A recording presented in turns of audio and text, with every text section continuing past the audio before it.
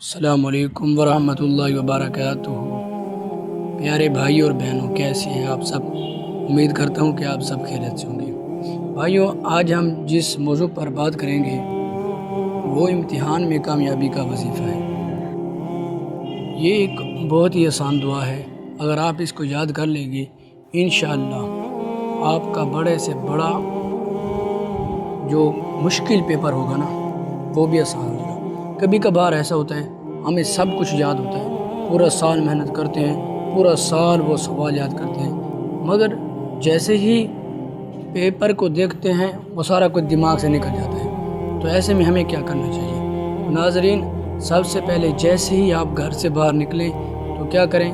درود شریف پڑھتے جائیں راستے میں، صلی اللہ علیہ وآلہ وسلم، یہ درود شریف پڑھتے جائیں اور یہ آیت پڑھتے جائیں، رب اشرح لی صدری ویسر لی امری، رب اشرح لی صدری ویسر لی امری، اے مالک مولا میرا سینہ کھول دے اور میرا کام آسان کر دے۔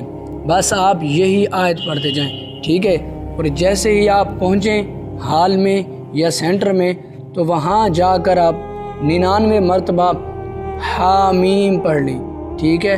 اور اس کے بعد درود شریف بھی پڑھیں، اول آخر اس کے 11 مرتبہ درود شریف بھی پڑھ لیں، حامیم 99 دفعہ پڑھ لیں، اور 99 دفعہ پڑھنے کے بعد پھر 11 مرتبہ درود شریف پڑھ کر اپنے آپ پر پھونک مار لیں، قلم پر پھونک مار لیں اور پیپر پر پھونک مار لیں۔ اور جیسے ہی آپ کو کوئی اگر سوال بھول جائے یا ذہن سے اتر جائے تو کیا کریں کہ آپ فوراً درود شریف پڑھنے لگ جائیں، اپنی آنکھوں کو بند کر کے درود شریف پڑھتے رہیں، درود شریف پڑھتے رہیں جب تک یاد نہ آئے۔